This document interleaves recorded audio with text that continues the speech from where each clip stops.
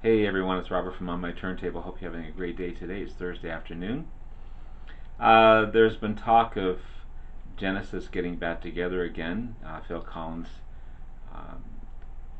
Mike Rutherford, and Tony Banks to go out on tour again. Not sure what that's going to look like since Phil Collins is not the healthiest guy in the world. I don't think he'll be drumming on this tour. Perhaps his son will be drumming, I'm not sure. But I thought it'd be a great opportunity to talk about three albums, in my opinion anyway, that maybe were the start of the super psychedelic era of, and the prog era of Genesis turning into more of a pop rock type of band, with the three remaining members of the band. Again, Phil Collins, Mike Rutherford, and Tony Banks.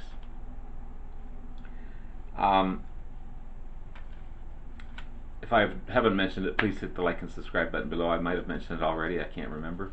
But please hit the like and subscribe button below. Thank you to all that have liked and subscribed so far. I greatly appreciate it. This album here, and then there were three, just as the title says. They were down to three members now: Phil Collins, Mike Rutherford, and Tony Banks. Great album on its own. And then there were three, was the 9th studio album by Genesis, released in 1978. It was the first recording by the trio. And as guitarist Steve Hackett had just left the band, and so the album marked a change to the band's sound, mixing elements of shorter songs, more radio-friendly songs, and also Phil Collins writing more songs for the band as well. The album received mixed reviews by the critics, because it was quite a change from their previous song style and writing style. But it did reach number 3 in the UK and number 14 in the US Billboard Top 200. The lead single "Follow You, Follow Me" became their highest charting single to that point, reaching number 7 in the UK and number 23 in the States. And the album itself reached platinum status. I've got, I don't know if this will be blocked or not, but I'll play little pieces of it here. Starts off with "Down and Out."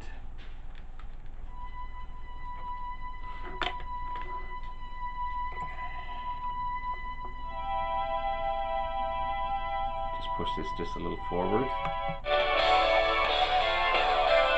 It's still got that progressive feel to it. Undertow.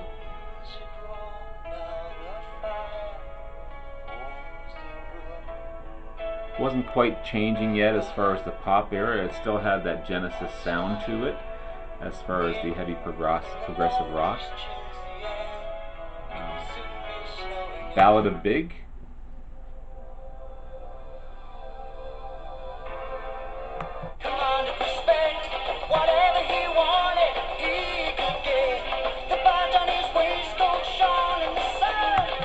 Snowbound.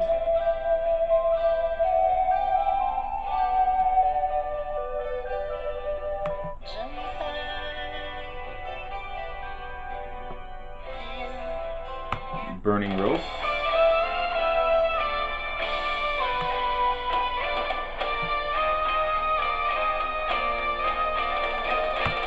Deep in the Mother Lode.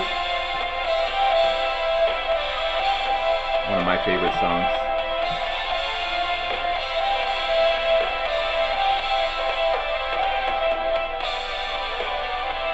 Many Too Many.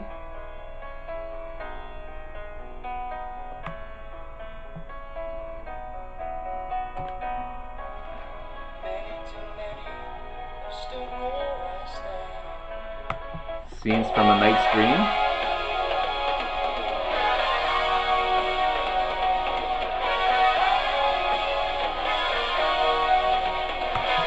Say It's Alright, Joe.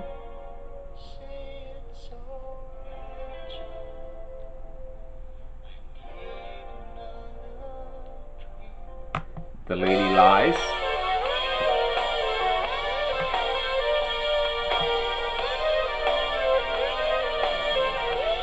And Follow You, Follow Me. Big hit for the band. I'm not going to play any more of it, unfortunately. I'm just worried about playing even a little bit of it. Next we have the album Duke. So Duke was the 10th studio album. So and then number 3 was 9th. This is the 10th. Basically the 9th, 10th, and 11th album I want to talk about today. There's not really any photographs in here to speak of. All these albums have been remastered and they sound amazing. So again, 10th studio album by the band, released in 1980. The album kind of followed a period of inactivity for the band in 1979. Phil Collins moved to Vancouver to try and save his marriage. Meanwhile, Tony Banks and Mike Rutherford both released solo albums at the time. Collins returned to the UK after his marriage broke up, and during that period wrote a bunch of new songs, some to use on Duke and some for his solo career. The band got back together finally and created Duke. Big hits were Turn It On Again and Misunderstanding, and it was the first album to reach number 1 in the UK and platinum in the US. So it almost turned towards a more pop sound or pop rock sound, but this is Behind the Lines.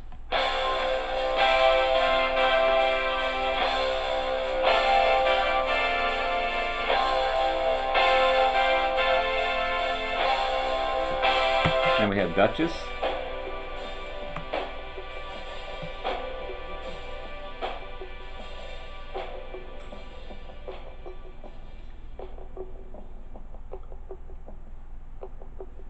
Just going to push this forward.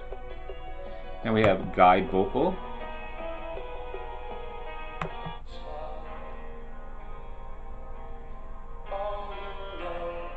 Man of Our Times.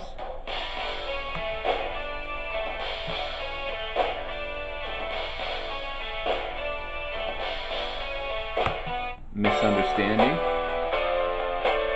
Big hit for the band.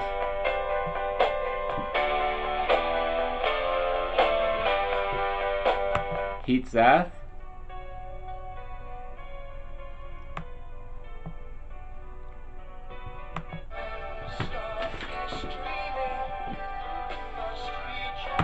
Another big hit, Turn It On Again.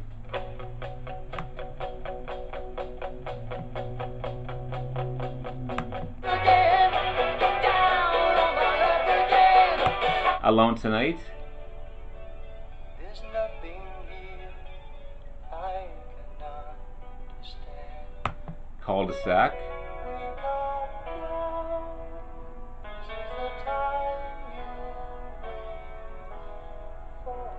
Please Don't Ask.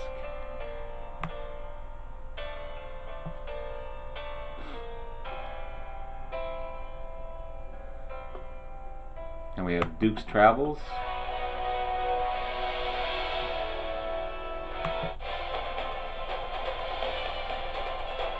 And then finally, Duke's End.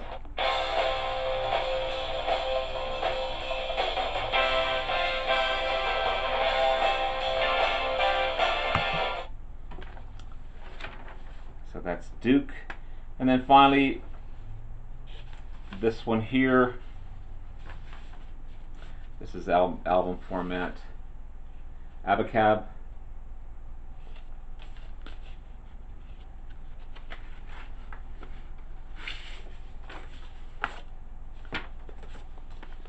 There's the boys there.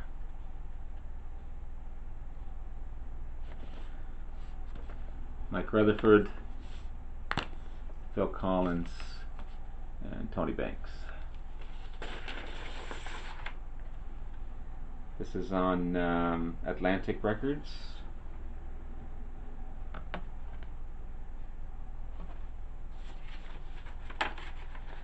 So Abacab was their 11th studio album, released in 1981. This is where the change started to happen more than Duke, I guess.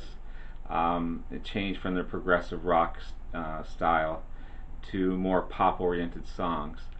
Abacab received very high positive reception from the critics, and it was a commercial success, reaching #1 in the UK and #7 in the US Billboard Top 200. 4 singles were released from the album, and the most successful were Abacab and No Reply at All. And the album was certified double platinum. So an amazing turnaround for the band, and just becoming more successful as they became more pop oriented. So it starts off with Abacab, the title track.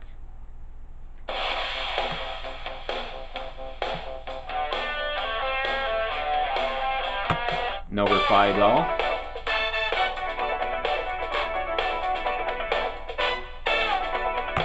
Me and Sarah Jane.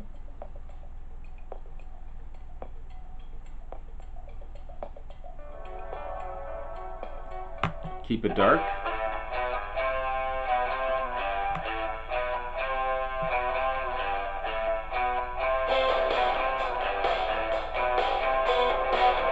Dodo Lurker.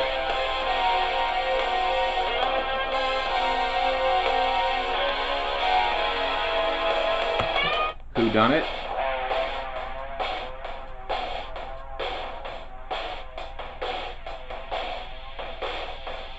Man in the Corner.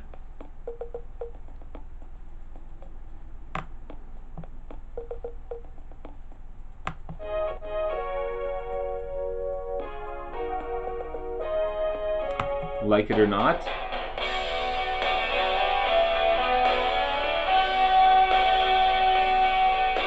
And finally, Another Record. Just push this one just a little forward.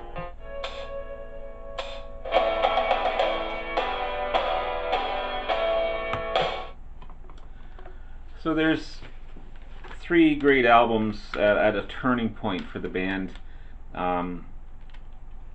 When they became a trio, discovering themselves after Heartache and Heartbreak, and becoming on to more pop-oriented and more successful singles, radio staple singles. 3 important albums, I think, for the band. Who knows what it's going to be like when they do tour, how successful it's going to be. Some may not accept that. Some prefer the original Genesis with Peter Gabriel. I like it all. I'm quite partial to both. But I feel that these 3 albums were a great pinnacle point for the band. Anyway, look for the Spotify playlist below. Thank you so much for watching. Again, please like and subscribe below as well. Thank you to all that have liked and subscribed so far. Have yourself a wonderful day, and take care. Bye-bye now.